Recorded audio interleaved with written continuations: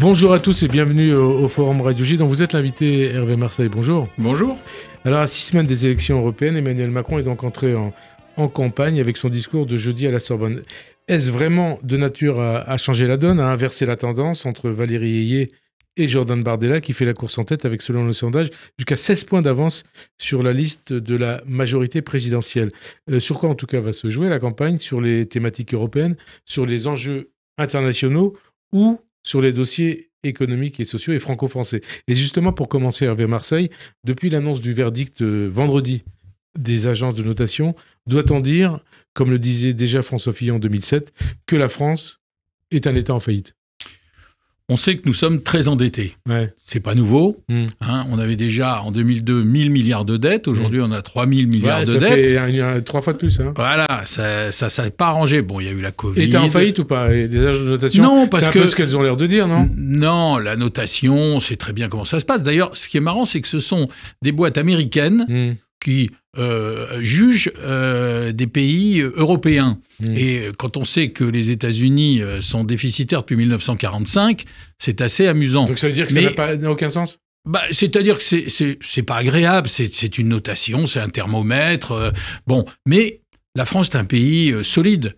L'essentiel, ça ne changera rien. Non, l'année dernière, on a déjà subi une dégradation de notes par Fitch.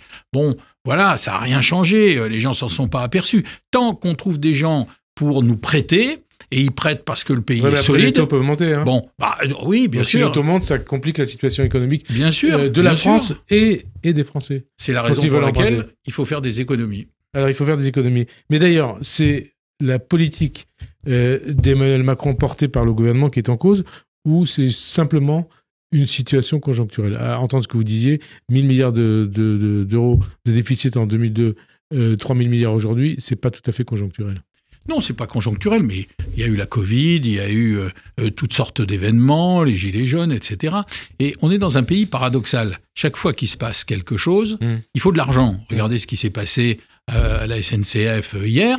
Pour pas avoir de grève, on paye. Jeudi. Les contrôleurs aériens, pour pas avoir de grève, on paye. Il fallait pas faire ça? Mais je comprends qu'il faille protéger les Jeux Olympiques, ça vient une fois tous les 100 ans, donc les syndicats disent c'est maintenant ou jamais. Et là vous dites trop, c'est trop? Mais on passe notre temps à payer pour l'agriculture, mais je dis pas que c'est immérité, nos agriculteurs ont besoin d'être aidés. On aide un tas de gens, mais en même temps, après, on s'aperçoit que tout ça coûte et que ça fait des dettes, parce qu'on paye à crédit. C'est le gouvernement qui a cédé quand même, hein? Oui, mais est-ce que d'autres gouvernements n'auraient pas cédé? Si c'est la question. Bon, voilà, il faut pas rêver. Donc il faut pas dire c'est à cause du gouvernement, c'est le modèle français qui est en cause. Le gouvernement peut être plus courageux, il peut être plus rigide, mais si on avait des grèves à répétition au moment des Jeux Olympiques, est-ce que ça serait bien pour notre réputation internationale? Est-ce que ça serait bien pour les Français qui voyagent ou les touristes? Donc ça veut dire que le quoi qu'il en coûte, il faut le remettre en place pour les Jeux Olympiques. C'est une maladie française. C'est une maladie française. Et ça n'existe pas ailleurs. Le quoi qu'il en coûte? Le quoi qu'il en coûte. Regardez les autres pays européens. Ils n'ont pas dépensé autant que nous pendant la Covid. Mais chez nous, il faut ceinture et bretelles.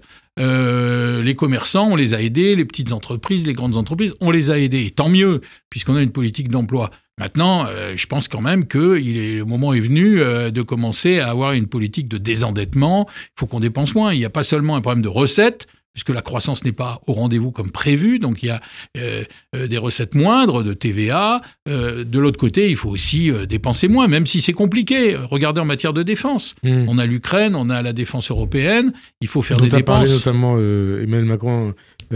c'était jeudi à la Sorbonne, on va reparler de son discours. Vous êtes président de l'UDI, Hervé Marseille, mais aussi président du groupe Union Centriste au Sénat. Donc vous travaillez avec Gérard Larcher. Alors justement, le président du Sénat, Larcher, dépeint la France comme un pays désabusé, mené par un président de la République bunkérisé qui n'écoute ni le Parlement, ni même parfois ses collaborateurs.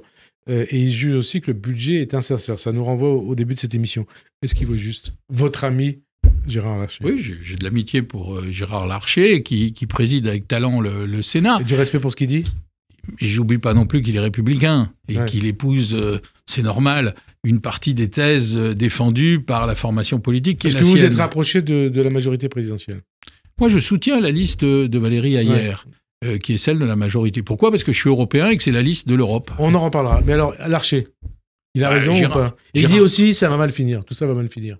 Ce qui est sûr, c'est qu'il va falloir trouver des solutions, parce qu'on ne peut pas continuer à avoir une majorité relative qui ne peut pas prendre des décisions. Et il n'y a pas 36 solutions. Hein. C'est où ça finit mal, effectivement, parce qu'il peut y avoir une motion de censure. Ah, vous y croyez à cette motion de censure? J'en sais rien, mais c'est les députés. Moi, je suis sénateur. LR, et vos ex-amis de LR, ils disent on peut présenter une motion de censure budgétaire à l'automne. Oui, bien sûr, sur le papier. Hier et aussi, aujourd'hui, demain, à tout moment, il peut y avoir une motion de censure. Ouais. Hein, il faut une conjonction. L'UDI, vous ne la votera pas? Nous, on n'est pas pour les motions de censure, parce qu'il y a quoi derrière? Pas le tout de dire on fait une motion de censure, retenez-moi, je fais un malheur. Bon, et après, on fait quoi? Donc, c'est soit le président dissout l'Assemblée nationale, et vous voyez à peu près quel type de majorité est susceptible d'arriver. Laquelle? Avec le Rassemblement national, qui est très puissant en ce moment, dans les circonscriptions. Si les sondages donnent 30% pour les européennes en moyenne pour le Rassemblement national, comme on sait que dans les métropoles, le rassemblement est faible, ça veut dire que dans ce qu'on appelle les territoires, ils sont au moins à 40. Donc on sait très bien, toutes les études d'opinion montrent que s'il y avait une élection aujourd'hui, il y aurait une majorité relative. Donc retenez-moi où je fais un malheur, c'est LR qui a ça dans sa tête. Oui, d'accord, mais on fait quoi après? Le jour d'après, c'est quoi? On fait dissolution? Ça finit mal. Vous n'avez pas 36 solutions, c'est où passer un accord ouais. pour une nouvelle gouvernance. Donc avec LR. Voilà. Soit vous faites dissolution. Alors, l'état des finances, de la dette, les déficits. Si un premier frein d'urgence des dépenses a été activé à hauteur de 10 milliards pour 2024, il y a de nouvelles économies qui vont être réalisées. À combien vous les chiffrez, ces économies, vous? 10, 20, 30, plus? Écoutez, on nous dit qu'il faudrait au moins une vingtaine de milliards. Voilà, non. En tout. Une vingtaine de milliards, plus peut-être 10 dans les mois qui viennent. En fait, on n'a plus la notion des choses. 10, non, 20, 30, voilà. On sait plus ce que ça veut dire. Parce qu'il y a des lignes budgétaires qu'on peut neutraliser, c'est-à-dire des dépenses qu'on ne fait pas. C'est ce que le gouvernement a commencé à faire. Voilà. On n'utilise pas l'ensemble des budgets. Et puis, il y a les économies qu'on doit réaliser. Mais comme tout est prioritaire, c'est compliqué. Non, parce que c'est la question que j'allais vous poser. On les fait où, ces économies? En reniant sur les dépenses de la santé, sur le budget des collectivités locales, vous qui êtes sénateur, vous savez ce que c'est, sur les dépenses, on en a parlé, sur le social, ou en augmentant les impôts. Et quid du budget, par exemple, de l'éducation, du ministère de l'Intérieur, de la Défense? On ne peut pas toucher à la défense, on ne peut pas toucher à la sécurité, on ne peut pas toucher à la justice. Enfin, on touche à quoi? Voilà. Alors, il faut aussi trouver des recettes. Et je pense que les impôts. Il y a des taxations, on les a déjà défendues, qui sont exemplaires. Par exemple, quand vous voyez que M. Tavares... il gagne 36 millions d'euros par an, c'est ça? Oui, c'est sûr. Là, il avait une prime de... C'est pas ça qui comblera le... Non, mais ce que je veux dire, pour beaucoup de Français qui souffrent au quotidien, on dit qu'il y a une douzaine de millions de Français qui sont en précarité. Voire que... Mais quand ils voient ça leur fait... Ils se disent, nous, on nous demande des efforts permanents, on souffre parce qu'on n'est pas logé, il y a un problème de logement, on n'arrive pas à boucler les fins de mois. Et puis, en même temps, on voit des gens qui en ont 10 fois trop. Je veux dire, moi, je ne sais pas ce qu'il fait de cet argent. Qui la ramène un peu quand on les interroge. Oui, qui est un peu bravache en disant s'il y a une loi, je la respecterai. Et alors, qu'est-ce qu'il faut faire là? Là, il faut, à l'évidence, il faut quand même de la responsabilité. Il faut que les patrons montrent de la responsabilité. Moi, je ne suis pas pour qu'on taxe avec des lois. On n'est pas en Union soviétique. Non, mais ça veut dire quoi, la responsabilité? La responsabilité, ça veut... Regardez, il y a un autre patron, M. Terry, qui a renoncé à ces 2 millions, ce qui n'est rien à côté de M. Tavares. Il a renoncé à 2 millions de primes de départ qu'il avait dans la société d'assurance qu'il dirige. C'est un problème de responsabilité. Il y a aussi la déclaration du PDG de Michelin qui a dit le SMIC, ça ne se fait pas pour vivre. Voilà, c'est le système, le principe du salaire décent. Voilà. Bon, et qui est autour de 3 000 euros. Ouais. Bon, on voit bien qu'il y a un souci. La France d'en bas, elle regarde aussi la France d'en haut, le rachat d'actions, les gens qui rachètent des actions. Ça Yvan Attal, Gabriel Attal en a parlé. Oui, il en a parlé, ça se fait aux États-Unis. Donc ça risque, ça peut se faire. C'est pas un gauchiste, M. Biden. Ouais. Bon, il le fait. Bon, il va même augmenter la taxation. Pourquoi? En France, par exemple, vous avez à peu près un peu plus d'une trentaine de milliards d'actions pour l'année qui sont échangées, qui sont vendues. Si vous faites 1%, ça fait que 300 millions. C'est pas terrible. Il faut passer à 2 ou 3% pour que ça soit significatif. Mais il faut trouver les 10 milliards ou les 20 milliards. Ça, c'est par petites touches, parce qu'on sait très bien qu'on ne peut pas baisser un certain nombre budget qui sont essentiels. Le MoDem, dont vous êtes proche quand même, hein, Oui. Il propose depuis au moins 2 ans de taxer les super dividendes des grandes entreprises qui réalisent des super profits. Ça va se faire. Ça va se faire ou pas? Je pense qu'on va finir par y arriver. Cette année, pour le prochain budget, on avait failli y arriver au budget. On travaille ensemble d'ailleurs avec Jean-Paul Mattei, le président du groupe MoDem à l'Assemblée. Et je pense là aussi qu'il y a un problème d'exemplarité. Je veux dire, des sociétés d'énergéticiens comme Total, bien sûr, qui gagnent beaucoup d'argent. Bon, et ils disent c'est à l'étranger. Hein. Oui, d'accord, mais enfin, c'est des sociétés françaises et elles doivent contribuer. Parce que cet argent, ils n'ont pas fait beaucoup de productivité pour le toucher. Bon, c'est la situation internationale. En gros, c'est ça que vous voulez dire. Pardon ? C'est une rente. C'est pas une rente, mais simplement ils touchent de l'argent parce qu'il y a une situation. Comme le dit Gabriel Attal. Oui, rente de situation. Il y a une situation donnée avec la guerre entre la Russie et l'Ukraine qui affecte les problèmes d'énergie. Et oui, ils en bénéficient. Tant mieux. Mais ils peuvent un peu plus contribuer aux efforts nationaux. On sent que vous êtes un président de parti de centre plutôt social. Bah oui, parce que vous ne pouvez pas faire du vous savez, c'est le 50e anniversaire de l'élection de Valéry Giscard d'Estaing. Vous ne pouvez pas faire du libéralisme sans social. Vous avez fait sa campagne à l'époque ? Oui. Vous ne pouvez pas faire de libéralisme sans social. Il faut que tout le monde profite. Moi, je suis libéral. C'est bien qu'il y ait des entreprises qui marchent pour l'emploi, pour nos ressources budgétaires. Mais en même temps, il faut penser à ceux qui travaillent parce que l'effort, il est partagé. Chez Peugeot, M. Tavares est un très bon patron, mais c'est tous les employés de Peugeot aussi, Citroën, qui contribuent. Social, est-ce que c'est du social ou pas? Bruno Le Maire, il a ressorti, dans son livre, il en a parlé depuis, l'idée d'un transfert d'une partie des charges qui pèsent sur les salaires vers la TVA. En gros, une TVA sociale. Une bonne idée ou pas? Ça se regarde, il faut voir c'est toujours pareil, le mécanisme, savoir à qui ça profite vraiment et ce que ça ramène. Pourquoi pas? Pourquoi pas?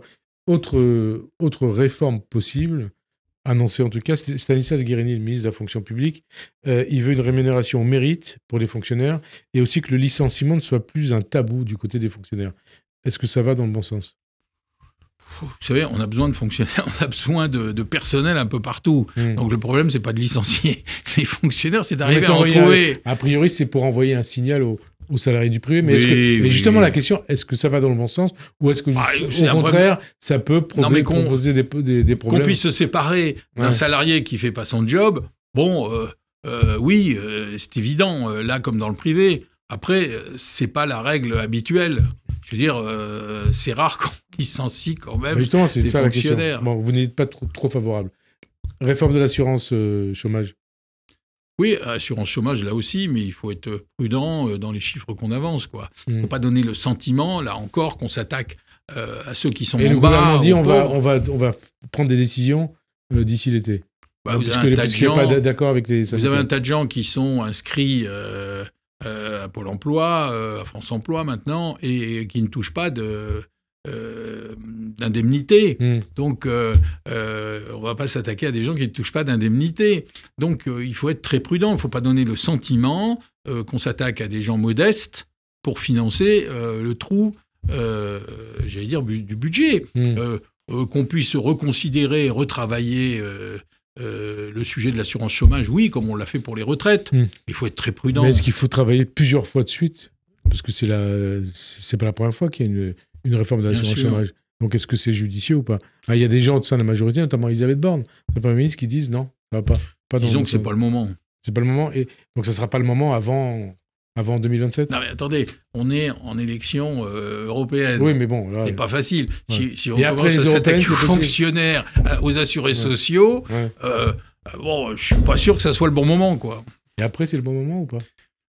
Il y a le budget à la rentrée. Ça sera l'occasion de discuter des ressources et des dépenses. Puisque vous parlez des européennes, le contexte économique et budgétaire, est-ce qu'il va peser sur les élections européennes? Forcément. Moi, hier, j'étais à la Sorbonne pour écouter... Vous parlez de jeudi, hein?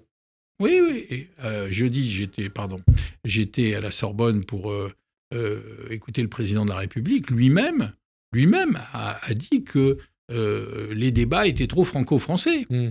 Et d'ailleurs, il a proposé plutôt qu'on réfléchisse à des listes nationale On au en sein parle de depuis l'Europe. longtemps, ça s'est jamais fait. Hein. Non, c'est compliqué. Mais ça veut dire quoi? Ça veut Même dire... s'il y a certaines fois des citoyens européens sur des listes, notamment françaises, Oui, ça a déjà existé. bien sûr. Ça veut dire quoi? Ça veut dire qu'aujourd'hui, vous avez 27 débats intérieurs, en quelque sorte. Et on ne parle pas ou peu d'Europe. Là, l'avantage de ce qu'a fait le président de la République, c'est de remettre l'Europe au cœur de la discussion. Alors, remettre l'Europe au cœur de la discussion avec un certain nombre de constats et de propositions. Donc, il dit, par exemple, il alerte sur le risque de voir l'Europe mourir face au bouleversement du monde. Vous dites, il a raison?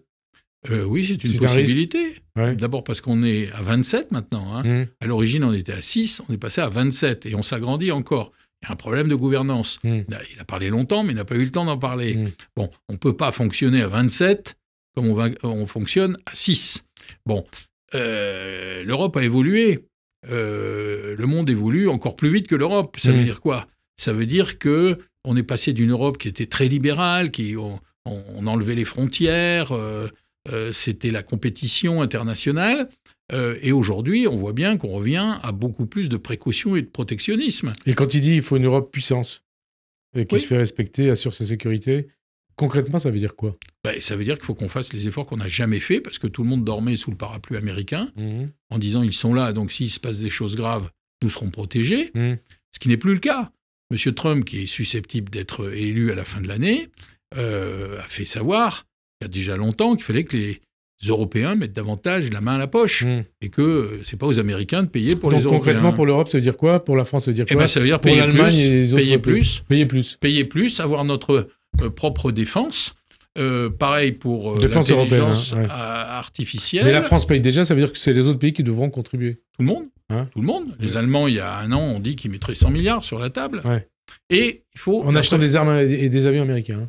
Oui, mais enfin, c'est là où aussi le président de la République a précisé préférence européenne. Industrie européenne. C'est quand même un tournant. Pour l'immigration, pareil. Je veux dire, on ne peut pas être ouvert sur le monde et puis en même temps avoir les Chinois et les Américains qui font du protectionnisme et nous qui restons naïvement bouche bée. Il faut aussi qu'on protège nos frontières pour l'immigration, également pour un certain nombre de sujets qui méritent qu'on travaille davantage et qu'on mutualise davantage. C'est ce qui a été signalé, c'est-à-dire l'intelligence artificielle, tout ce qui est spatial, parce que là, il faut des gros investissements, il faut que tout le monde contribue. Alors justement, il salue l'accord asile-immigration et il considère qu'il n'y a pas de souveraineté s'il n'y a pas de frontières. C'est la même chose. Nous, on a eu et ça ne se rapproche pas un peu de la thèse de LR et du Rassemblement national? Non, c'est du bon sens. Moi, je ne vais pas cesser de le dire. On a eu des débats sans fin et ça continue sur l'immigration. Mais quand vous dites au Maghreb... Les frontières, c'est frontières européennes. Voilà, il faut des frontières européennes. Quand vous dites, nous, Français, par exemple, on donne moins de visas à l'Algérie ou au Maroc, lesquels rigolent puisqu'ils passent par l'Espagne ou par l'Italie. Donc on voit bien qu'il faut une politique qui soit européenne, qui protège les frontières européenne et qu'on ne peut pas simplement, avec nos petits bras, dire nous, Français, on va arranger tout ça. En accord avec les 27, à 27, ça peut être compliqué. Encore que tous les pays doivent faire les mêmes constats. C'est déjà compliqué quand on en parle entre nous. Alors, a fortiori, c'est compliqué à 27. Mais parce que les pays du Nord, les anciens pays de l'Est, comme la Pologne, comme la Hongrie, disent l'immigration, ça vient du Sud. On n'est pas concerné. On n'est pas concerné, débrouillez-vous et faites au mieux. Il faut que tout le monde s'y mette, parce que ça profite à tout le monde. Défense, il parle de concept stratégique de défense européenne crédible. Comment ça s'articule? Ça nous renvoie à ce que vous disiez il y a quelques instants. Crédible, ça veut dire qu'il faut qu'on soit pris en considération. Il faut des armes qui soient des armes sophistiquées, puisque maintenant c'est le cas. Des drones, des fusées, des canons. Enfin ça, vous savez, on le dit depuis des dizaines d'années. Oui, je sais bien. Sauf que c'est jamais fait. Mais maintenant, on est au pied du mur. Ça veut dire que c'est les élections européennes, c'est les élections les plus importantes depuis 1979. Oui. Parce que maintenant, les Américains nous disent, surtout si M. Trump est réélu, vous allez vous débrouiller. Vous faites quoi? Donc il y a les Russes d'un côté, et de l'autre côté, on sait très bien, on s'est fait mettre dehors de la plupart des pays d'Afrique. Et on a tous par les la problèmes. Chine, par la Russie. Voilà. Et par les États-Unis au départ aussi. Et il faut donc être crédible. Ça veut dire quoi? Ça veut dire qu'il faut qu'on se dote des moyens humains, matériels, qui permettent d'être pris en considération quand on dit quelque chose. Économie, budget. Emmanuel Macron, toujours jeudi à la Sorbonne, et il veut aussi un débat sur la fiscalité des revenus qui doit être porté à l'échelle internationale. Comment et selon quels critères et il dit qu'il veut qu'il souhaite bâtir un nouveau paradigme de croissance et de prospérité. Est-ce que ça, c'est pas justement une réponse aux agences de notation? Oui, on l'a déjà fait. La dette, après la Covid, on l'a mutualisée. Oui, mais toujours le même problème après, 3 ans après. Oui, donc on peut mutualiser davantage un certain nombre de et ça a marché pour la Covid, ça il faut le reconnaître. Ça a marché. Et vis-à-vis des marchés internationaux, c'est ce qui nous permet là aussi d'être pris en considération et respecté. Ça veut dire que le salut de la France, il passe par l'Europe? Bien sûr. Et des autres aussi. Et j'allais vous dire, et des autres pays aussi. Bien sûr. Mais est-ce que tout le monde le comprend vraiment? Ah, ils ont intérêt. Ils ont intérêt. Qu'est-ce que vous voulez qu'on fasse tout seul?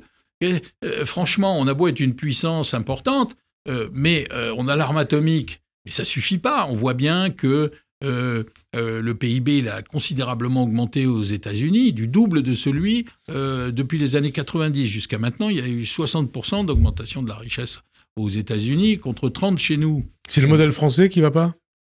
C'est-à-dire qu'on ne travaille pas assez. Les 35 heures, ça a été dramatique. Les autres travaillent beaucoup plus que nous. Il n'y a pas de secret. Les autres, y compris en Europe. Y compris en Europe. Ils travaillent beaucoup plus que nous. Et je ne parle même pas des pays asiatiques. Et il dit aussi, Emmanuel Macron, décidément on parle beaucoup de ce qu'il a dit, ça veut dire que quelque part, il a un peu lancé le débat sur l'Europe et sur des sujets, des dossiers européens. Il a remis l'église au milieu du village, c'est-à-dire qu'à l'évidence, on ne parlait pas d'Europe jusqu'à présent, puisque tout le monde s'amusait, si je puis dire, à cogner sur le gouvernement, sur le président de la République, mais personne ne parle d'Europe. Personne. Donc maintenant, il faut parler de ce qui est le sujet des élections européennes, c'est-à-dire l'Europe et le président de la République. Il a mis en perspective ce que devait être l'Europe de demain. Donc c'est important, et donc il faut qu'il y ait un débat sur les affaires européennes, parce que l'essentiel de nos problèmes passe par l'Europe. Il dit aussi, 3-4 questions encore sur son discours, parce que c'est des sujets intéressants, des constats importants pour l'avenir. Il dit que il défend la conditionnalité budgétaire liée à l'état de droit. Qu'est-ce que ça implique pour un certain nombre de pays européens? Par exemple, la Pologne, la Hongrie. Voilà, c'est-à-dire qu'ils ne peuvent pas choisir ce qu'ils font et demander l'argent en fonction de leurs besoins. Ouais. C'est là où, par exemple, tout à l'heure, on parlait d'immigration. Il faut que chacun prenne sa part. Sinon, il y a des sanctions. Des sanctions économiques? Oui, et l'Europe ne peut pas être à géométrie variable. Il ne peut pas y avoir des gens qui viennent se servir, qui disent, voilà, l'Europe, c'est impeccable, on va être subventionné, on va recevoir beaucoup d'argent. Et puis de l'autre côté, ils disent, oui, pour les obligations, on verra ça plus tard. Non, il y a des droits, mais il y a aussi des obligations. Des droits, des obligations, quand il dit, Emmanuel Macron toujours, que la réponse n'est pas dans la timidité, mais dans l'audace. Qu'est-ce que ça veut dire précisément? Ça veut dire qu'il faut avancer. Maintenant, il faut sortir un petit peu de toutes ces discussions et prendre des décisions. Je parlais tout à l'heure de la gouvernance. Il faut absolument qu'on règle les problèmes de gouvernance. Sinon, on est empêtré sur les votes. Il faut que tout le monde soit d'accord. C'est pas possible. C'est pas possible. C'est plus possible. Il faut une majorité qualifiée, quoi. Voilà, à plusieurs vitesses. Il y a les pays fondateurs, il y a Schengen. C'est ce que disait déjà Jacques Delors dans les années 90. Voilà. On est pratiquement 40 ans après. C'est là où le président de la République a raison quand il dit si ça continue, l'Europe peut mourir. Donc il faut prendre les décisions qui vont avec. Agriculture, écologie, environnement. Emmanuel Macron considère que la colère des agriculteurs n'est pas dirigée contre l'Europe. Alors quand on entend ça, on se dit, alors en gros, elle était dirigée contre lui. Je crois qu'il y a eu une dérive lente parce que l'agriculture a bénéficié longtemps de l'Europe. La PAC. Elle continue à en bénéficier. Elle continue, mais moins. Et donc, mais c'est un secteur qui en bénéficie beaucoup. C'est un secteur qui en bénéficie beaucoup. Et donc, on voit bien qu'il y a une politique environnementale qui est indispensable, mais qui doit être mieux partagée, mieux comprise, et non pas considérée comme étant punitive, ce qui est le cas aujourd'hui. Là, on a revu au Parlement européen des dispositions concernant l'agriculture, où on a retiré des choses qui étaient un peu abrasives sur le plan environnemental, qui énervaient, si je puis dire, les agriculteurs. Parce que c'est mal compris. Il n'y a pas assez de discussion, il n'y a pas assez de partage, il y a des ukases qui tombent, on doit appliquer. La question c'était, est-ce que si ce n'est pas une colère contre l'Europe, est-ce que ce n'est pas une colère contre Emmanuel Macron, son gouvernement et sa majorité? Oui, forcément, à un moment donné, l'Europe, on ne sait pas trop qui c'est, comment ça marche, c'est loin, c'est le cloud, un peu comme au plan numérique. Donc, on se retourne vers ceux qu'on connaît, c'est-à-dire le gouvernement, les députés, ceux qui sont là. en leur demandant des comptes et en disant on a besoin d'être aidé. Parce que l'agriculture, il y a des secteurs qui marchent très très bien. Bon, et qui sont très très subventionnés. Aussi. Oui, mais qui marchent même très bien. On l'a vu dans la discussion sur le CETA, qui est un accord commercial avec le Canada, qui est très profitable à la France. Mais qui est rejeté par beaucoup de gens. Mais là aussi pour des raisons politiciennes pendant les élections européennes, pour l'élevage bovin. Mais sinon, il y a beaucoup de secteurs qui marchent bien. Ce qu'il faut aider, c'est les secteurs qui sont en difficulté. Alors il dit aussi, dernière question sur son discours, il faut produire plus et vert. On peut produire plus et vert? Oui, c'est ce que s'emploie à faire notre industrie depuis des années. La décarbonation, partout en Europe, elle existe, il y a des aides. On voit bien chez nous que l'industrie se décarbone jour après jour. Il faut qu'on aille plus vite et qu'on essaie de protéger la planète, c'est évident. Et puis aussi, il y a aussi le fait que Emmanuel Macron dénonce le discours des nationalismes sur l'Europe, et pourtant ils ont le vent en poupe, notamment en France, à 1 mois et demi des européennes. Malheureusement. Ils ont le vent en poupe, c'est pas nouveau. Moi, je me souviens... un score annoncé comme tel par les sondages, plus de 30%. Mais la dernière fois, il y a 6 ans, ils étaient aussi premiers. C'était déjà Jordan Bardella, il était déjà premier. Avec les résultats finaux, on ne sait pas ce que ça va donner, mais les écarts sont importants. Mais je crois qu'il y a, parce qu'il y a des gens qui savent plus à quel sein se vouer, qui disent, bon, il y en a assez, la sophistication des règlements, des lois, la difficulté de la vie quotidienne, etc. Il y a un ras-le-bol de beaucoup de Français qui se réfugient là. Mais est-ce que ça veut dire que le discours d'Emmanuel Macron à la Sorbonne, il va servir à rien? Il ne va pas relancer, il ne peut pas relancer la campagne de Valérie Ayé à laquelle vous participez. Est-ce que d'abord, vous ne regrettez pas de vous être allié à la majorité présidentielle pour ces européennes? Non, pas du tout, parce que on parle de l'Europe et c'est la liste qui est la liste de l'Europe, qui est la liste européenne. Les préoccupations européennes, qui sont celles des centristes, sont les plus proches de la liste de Valérie Ayé. À gauche, avec la NUPES, on se cache derrière la figure rassurante de M. Glucksmann, mais derrière lui, il y a quand même M. Mélenchon et les Verts. Bon, à droite, dans la droite nationale, on sait quelles sont leurs idées sur l'Europe. Donc, la liste européenne, c'est celle-là. Et c'est pas LR. LR, je ne sais pas quelle est leur vision aujourd'hui de l'Europe. J'ai du mal à comprendre. Et dans le temps, c'était l'alliance de la droite et du centre. Là, ils disent on est à droite, mais je ne sais pas de quelle droite il s'agit. Ça se ressemble plus à l'appel de Cochin qu'à autre chose. L'appel de Cochin, donc... Jacques Chirac. Oui, Jacques Chirac, 76. Voilà. Ça a pris du temps ensuite pour qu'il soit élu président républicain. Mais je sais Presque pas. 20 ans. Tu vois bien les résultats. Le problème, c'est le jour d'après, parce que le 9 juin, on voit bien que, comme aux dernières élections, le Rassemblement national va être en tête, autour de 30, un peu moins, un peu plus, j'en sais rien. La deuxième liste sera celle de Mme Ayer. Combien ? Vous la voyez à combien ? Moi, je pense qu'elle sera pas loin de 20. Pas loin de 20. En dessous de 20 ou au-dessus de 20 ? J'en sais rien. À un point près, j'en sais strictement rien. Il peut se passer un tas de choses. Et ça sera puis un échec, ensuite, tous les autres. Et ça sera un échec ? Mais non, parce que c'est la seule qui fait 2 chiffres. Les autres, derrière, ils sont tous en dessous de 10, sauf peut-être M. Glucksmann, qui fera 10, selon 11. les sondages. Et la question, c'est pas les sondages, c'est pas les chiffres. La campagne de Valérie Ayé, vous faites le constat qu'elle n'a pas de souffle. Elle n'est pas commencée. Ah bon ? Elle a commencé comme ça, elle fait du terrain, mais maintenant, tout le monde, visiblement, attendait que le président de la République parle de l'Europe. Il a parlé de l'Europe. Et donc là... Et maintenant, il faut... c'est lui qui a lancé la campagne, a priori, ça doit être bon ? Ça doit être ça bon, peut réveiller les Français, les électeurs, j'espère. Le socle électoral de la majorité présidentielle. Et j'espère que ça va coaguler et j'allais dire réveiller un peu les électeurs qui sont européens. Moi, je suis élu dans les Hauts-de-Seine, c'est un département européen, puisqu'il y a beaucoup de cadres, de gens qui travaillent dans des entreprises pour qui l'Europe est indispensable. Donc, le fait qu'il ait tracé des perspectives, ça va, je l'espère, réveiller un peu les consciences européennes. Un discours donc présidentiel du président de la République à la Sorbonne qui conduise les oppositions de gauche, de droite, d'extrême gauche, d'extrême droite, accuser le président de faire campagne et de dénoncer aussi une grave atteinte contre la démocratie. Qu'est-ce que vous leur répondez ? Ils ont raison ou pas? Non, c'est le jeu. Qu'est-ce que vous voulez qu'ils disent? La plupart, ils n'ont pas répondu sur le fond. Ils disent fait campagne, de quoi ils se mêlent, quoi. Ils s'enrôlent ou pas, quoi? C'est ça le truc. Bon, écoutez, il est chef de l'État, il a le droit de parler de l'Europe quand même. Et alors, mais vous voyez ce sondage, les Lab, je crois, 66% des Français considèrent que Emmanuel Macron ne doit pas s'impliquer davantage dans la campagne européenne. Et ça veut dire, est-ce que maintenant, il va se taire, il doit se taire? Écoutez, je ne sais pas, je ne suis pas son porte-parole. Vous êtes son allié.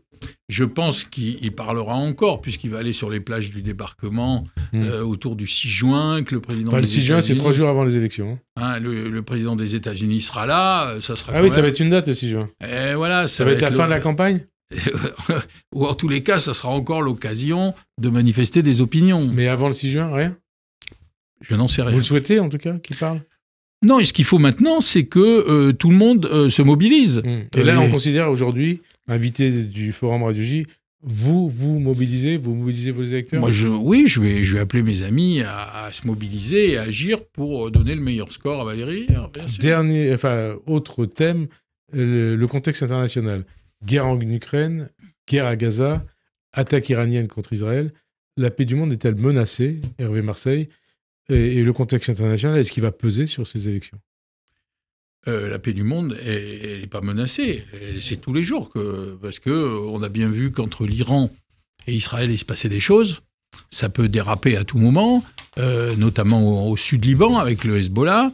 Et moi, ce qui me frappe, c'est qu'en France, on ne parle pas assez des otages français qui sont encore là-bas. 3 otages qui sont à Gaza. Bien sûr. Moi, je me souviens quand il y avait le soldat Gilad Shalit, il y avait des photos sur les mairies. Moi, j'en avais une sur la mairie de Meudon. Mon ami Claude Guasguen, dans le 16e, tous les jours s'exprimait. Et là, on a l'impression que c'est un fait acquis. Voilà, il y a 3 otages, on n'en parle plus. Et le 7 octobre, voilà. Et alors, justement, le 7 octobre, j'allais vous poser quelques questions là-dessus. La guerre d'Israël contre le Hamas, consécutive à quoi? Au pogrom du 7 octobre, a des conséquences en France. C'est-à-dire une explosion de l'antisémitisme, véhiculée souvent par la gauche de la gauche, sous couvert d'antisionisme. D'abord, qu'est-ce que ça vous inspire? Vraiment, c'est nauséeux. Hein. Tout ça est nauséabond. On a envie de vomir. Quand je vois ce que fait LFI, l'expression des députés LFI, qui sous couvert d'antisionisme, en fait, s'expriment avec virulence sur des relents d'antisémitisme.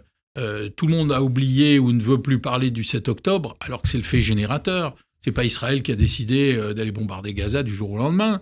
Les Israéliens, ils étaient tranquilles, ils étaient quand même avec un œil ouvert parce qu'ils ont des voisins turbulents. Mais le 7 octobre, il y a eu un pogrom, il y a eu des horreurs, on a tué 1400 personnes dans des conditions effroyables. On a éventré des mères de famille, on a tué des enfants, on a vu des images absolument insupportables. Et aujourd'hui, il faut se justifier. C'est insupportable. Alors justement, Mélenchon, vous parlez de lui, et ses amis de LFI, depuis des années déjà, singulièrement depuis le 7 octobre, eh bien, il multiplie les déclarations et tweets au relent, comme vous le dites, nauséabonds sur le CRIF, sur des personnalités d'origine juive.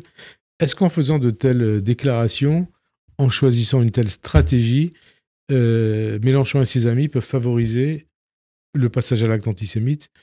Est-ce qu'ils mettent en danger les juifs français? Quelque part, oui, parce qu'ils désinhibent un certain nombre de gens qui se disent, bah oui, il a raison, finalement, on sait que l'antisémitisme est latent, il y a des pointes d'antisémitisme, et puis il y a des moments où ça s'agit. Là, on voit bien dans les universités comment ça se passe. Dieu merci. On va parler des universités. Le procès en antisémitisme fait à Mélenchon et à ses amis de LFI, que ce soit Bompard, Panot, Caron, Guiraud, Léaumont et les autres, il est justifié ou pas? Ils ont fait un choix qui est de s'appuyer sur les communautés musulmanes. Ouais. Parce que c'est un choix électoral. C'est aussi basique que ça. Et alors, donc, antisémitisme ou pas derrière? Bah oui, avec des relents d'antisémitisme. Mélenchon antisémite, LFI, le nouveau parti antisémite ou pas? Oui. Antisémitisme, on le voit tous les jours.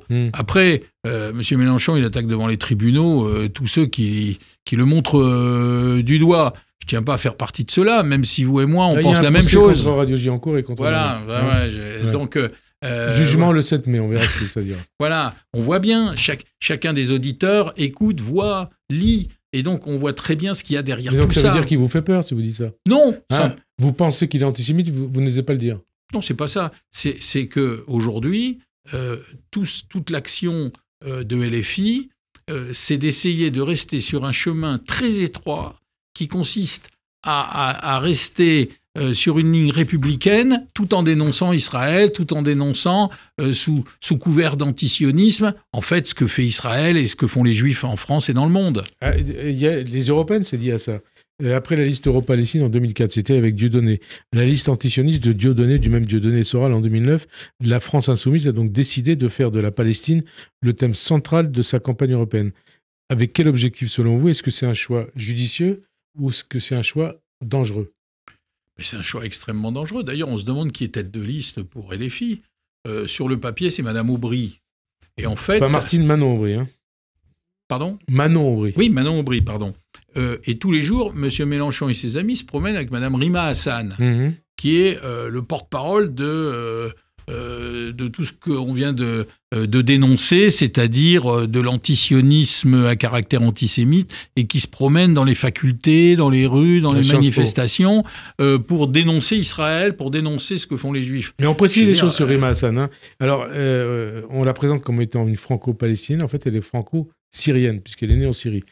Et elle a fait un certain nombre de déclarations, notamment aux médias Crayon, en niant le caractère terroriste du Hamas et le pogrom du 7 octobre. Elle a considéré que le mouvement islamiste palestinien Hamas menait une action légitime et elle défend la thèse d'un seul État, de la mer au Jourdain, en clair, la destruction de l'État d'Israël. Et comme vous le dites, elle apparaît comme étant la porte-parole de la liste de Manon Aubry. Alors, c'est quand vous dites « from the river to the sea », c'est-à-dire du Jourdain à la mer, vous les mettez où, les Juifs, alors? Vous les mettez où? Ils sont priés, c'est comme on disait à une certaine époque, c'est la valise ou le cercueil. Bon, mais ça, on le disait là, vous pour l'Algérie. L'Algérie, c'est pareil. Pour l'Algérie. C'est pareil. Et quand vous dites du Jourdain à la mer, ça veut dire que ceux qui sont entre le Jourdain et la mer, ils ont le choix entre dégager en prenant leur valise ou se faire zigouiller par les gens du Hamas ou de ce qui ressemble à ces troupes-là. Et donc cette stratégie, elle est due à quoi? C'est une radicalisation, c'est une stratégie de radicalisation. Mais qui vise quoi? Qui vise à s'appuyer électoralement en France et si possible en Europe, sur les communautés musulmanes pour flatter, j'allais dire, l'esprit le plus vil qui peut se dégager vis-à-vis des Juifs, oui, vis-à-vis d'Israël. Et on voit bien que dans les universités, on voit bien que partout où ils le peuvent, ils développent cet état d'esprit. Alors justement, des déclarations qui valent à Mathilde Panot et à Rima Hassan d'être convoqués suite à des plaintes pour apologie du terrorisme. Vous dites c'est normal ou vous dites non, il fallait pas les déposer ces plaintes? Ils sont pas économes, comme je vous l'ai dit, de plaintes. Maintenant, il y a des plaintes contre eux. Voilà. Moi, je trouve toujours dommage. Vous avez vu ce procès à LFI, on dit c'est une menace contre la liberté d'expression. Oui. C'est recevable ou pas? Non. Moi, je trouve dommage que la justice soit chargée d'arbitrer. C'est à partir du droit. En fait, on est sur de la politique. On est sur des idées. C'est les électeurs qu'il faut convaincre. Juge, dire je t'attaque, tu m'attaques, t'es condamné, je suis condamné. Moi, je ne crois pas à ça. Je crois surtout qu'il faut convaincre nos concitoyens et faire en sorte que ces gens-là aient le moins de voix possible. Quand vous voyez ce qui se passe, vous en avez parlé à plusieurs reprises, dans les universités américaines avec une chasse aux juifs organisée par les pro-palestiniens. Qu'est-ce que ça vous inspire? Est-ce que vous redoutez qu'il y ait une exportation de ce qui se passe aux États-Unis en France? Il y a une exportation. Ouais. Bien, au niveau de ce qui se passe aux États-Unis. Donc on a vu ce qui se passe à Sciences Po, notamment depuis que Jean-Luc Mélenchon et d'autres ont tenu des conférences, entre guillemets, ont fait des meetings politiques. Columbia University à New York est liée par des accords de coopération avec Sciences Po. On voit bien les deux pendants de l'affaire. On voit qu'aujourd'hui, Sciences Po, qui est une grande école française, qui a produit beaucoup d'élites, on campe là-bas. Il a fallu faire intervenir les CRS pour sortir des gens qui campaient dans Sciences Po. Enfin, on peut avoir toutes sortes de débats, mais je veux dire, Sciences Po, comme l'université de Lille, c'est pas le lieu de débat politique de cette nature. On peut faire des conférences, il y a un tas d'endroits où vous pouvez faire ça. Bon, et comme par hasard... Et la comparaison de Mélenchon entre... le parallèle fait par Mélenchon entre le président de l'Université de Lille, le préfet du Nord et Eichmann. Et le Veldiv. Les mots ont plus de sens, l'histoire. On convoque l'histoire. Maintenant, le malheureux président de l'Université de Lille, parce qu'il a fait ce qu'il devait faire, il a assumé ses responsabilités, on dit c'est Eichmann. Non mais où on va ? Je veux dire, je préfère avoir affaire au président de l'Université de Lille qu'à M. Eichmann, de triste mémoire. Donc, et pourquoi c'est toujours Israël et les Juifs qui sont en cause ? Et pourquoi ils ne défendent pas les Ouïghours ? Et pourquoi ils n'attaquent pas les Chinois ? Pourquoi ? Réponse à votre question, pourquoi ? Je ne sais pas. Pourquoi Parce que ça ne rapporte pas de voix ? Voilà, parce qu'il y a assez peu de Ouïghours chez nous. Pourquoi ils ne s'intéressent pas aux Kurdes qui sont massacrés par les Turcs ? Pourquoi ils ne s'intéressent pas aux Tchétchènes qui sont massacrés par les Russes ? Enfin, c'est toujours Israël et les Juifs. Enfin, donc on revient à ce qu'on... Voilà, c'est un calcul électoral. Électoral, antisémitisme ou pas ? Oui, c'est un calcul électoral et antisémite. Oui. Calcul électoral antisémite. Les facultés, l'université, Sciences Po, elles sont gangrénées par l'islamo-gauchisme ? Disons que gangrénées, oui. Nous avons lancé, avec mon collègue Pierre-Antoine Lévy et Bernard Fialer au Sénat, une mission d'information sur l'islamisme dans l'université. Les auditions ont lieu en ce moment. Bon, tout dépend aussi, j'allais dire, de la colonne vertébrale des présidents d'université. Vous avez des gens qui assument leurs responsabilités, comme à Lille, qui disent non, c'est pas fait pour ça, moi je veux pas de ça dans mon université, ça fracture la vie des étudiants, faites ça ailleurs. Et puis il y a des gens qui sont beaucoup plus conciliants.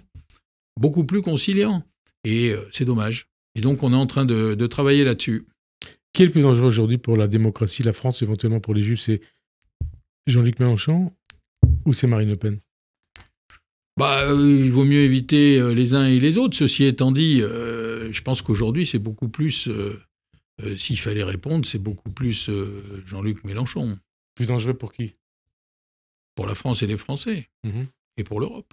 Et donc, par exemple, parce qu'on peut toujours envisager ça, un second tour Mélenchon-Le Pen en 2027, vous faites quoi ? Je vous voyais venir. Vous faites quoi ? Mon vote est secret. Vous êtes un homme politique. Oui, écoutez, d'abord je vais me battre pour pas que ça existe. Non, et si ça existe, vous faites quoi ? On verra, le moment venu, je vous le dirai, mais vous avez une petite idée. Non, je sais pas. Vous pouvez voter Le Pen ou pas ? Réfléchissez. Comment ? Vous pouvez voter Le Pen ? Je voterai en conscience à ce moment-là, mais je vais me battre pour que ça n'arrive pas. Et si ça arrive ? Je vous en parlerai à ce moment-là. Dernière question, Yael Braun-Pivet souhaite transmettre une proposition de loi transpartisane au Conseil d'État afin d'introduire une dose de proportionnelle aux législatives, même si les sénateurs ne sont pas concernés. Est-ce que vous y êtes favorable en tant que centriste peut-être ? Oui. On a toujours été favorable à la proportionnelle, simplement son système me semble... Mais qui est le même que celui qui existe au Sénat. Oui, mais elle va jusqu'à 11. C'est-à-dire que jusqu'à les départements où il y a 10 circonscriptions, elle garde les circonscriptions, et à partir de là au-dessus, elle fait de la proportionnelle. Je pense qu'on peut descendre plus bas. C'est-à-dire à combien ? 3-4. 3-4 ? 3-4 départements où il y a 3-4 circonscriptions, et au-dessus, la proportionnelle. Merci en tout cas, Hervé Marseille. Merci d'avoir répondu à notre invitation. Merci. Bonne fin d'après-midi sur Radio J. À dimanche prochain. Et bonne fête à tous nos auditeurs. Aksamea. Merci. À bientôt. Merci. Voilà.